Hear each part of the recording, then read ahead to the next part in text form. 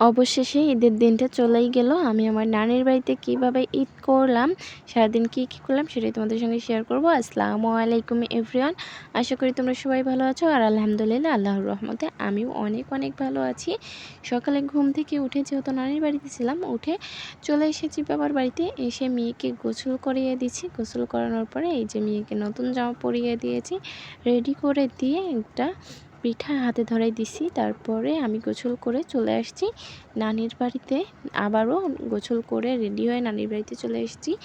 ঈদ সালামি বাবা মার থেকে নিয়ে ঈদ সালামি নিয়েছি, সেটা আর শেয়ার করা হয়নি। আর এখানে এসে এই যে একটু সেমাই খেয়ে নিচ্ছি। আসলে আনন্দের সময় ভিডিও করার কথা মনে থাকে না, তো সেমাই খেয়ে এখানে দাঁড়িয়ে আছি আমার বাবার জন্য। আমার বাবা কখন আসবে, মেয়েকে নিয়ে ঈদ মাঠে যাবে। তো আমরা এখান দিয়ে অনেক ছোট ছোট বাচ্চাদের যাওয়া আসা দেখতেছি। আমাদের ঈদ মাঠটা খুব কাছে, এখান থেকে গাছগাছালির জন্য হয়তো বা দেখা যাবে না। তো এই যে আমার মেয়ে আর আমি ছাদে চলে আসলাম। এখানে থেকে একটু দেখানোর চেষ্টা করব ঈদ মাঠটা দেখা যায় কিনা। একদমই কাছে আমাদের ঈদ মাঠ, ওই যে একটু একটু দেখা যাচ্ছে ওইখানে, ওই তেমাতে আমাদের ঈদ মাঠ। তো বাবার জন্য অপেক্ষা করতেছি, বাবা আসলে ফাতেমাকে নিয়ে যাবে ঈদ মাঠে।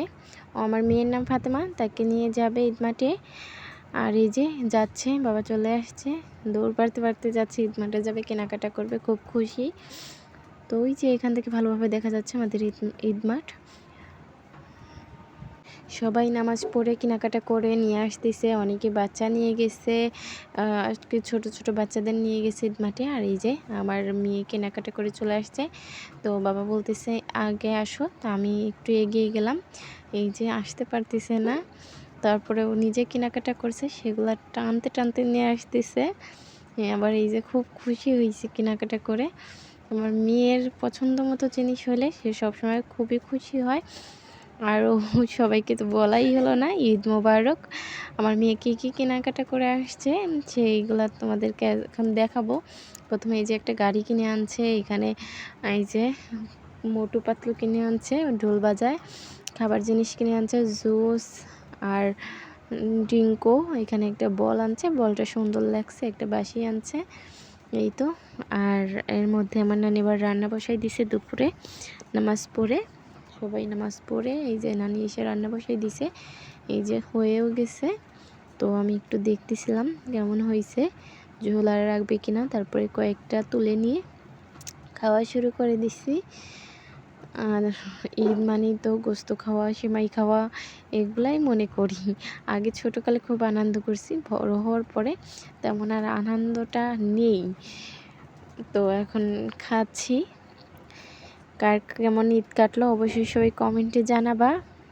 আমার ঈদ তো আলহামদুলিল্লাহ প্রতিবারের থেকে একটু ভালো কাটছে, কারণ বাবার বাড়িতে নানির বাড়িতে ঈদ করছি। আর খাওয়া দাওয়া করে একটা লম্বা ঘুম দিছিলাম, যে ঘুমে একদম বিকাল।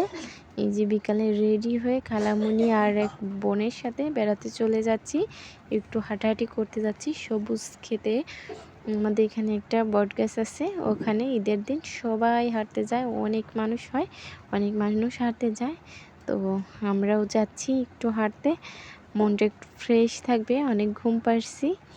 এই যে আমার প্রিয় আপুদের কার ঈদ কেমন কাটলো এবং কে কোথায় বেড়াতে গেছো অবশ্যই কমেন্টে জানাবা।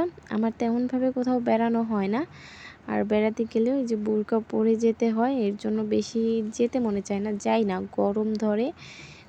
আর তাছাড়াও বোরকা ছাড়া তো কোথাও যাই না।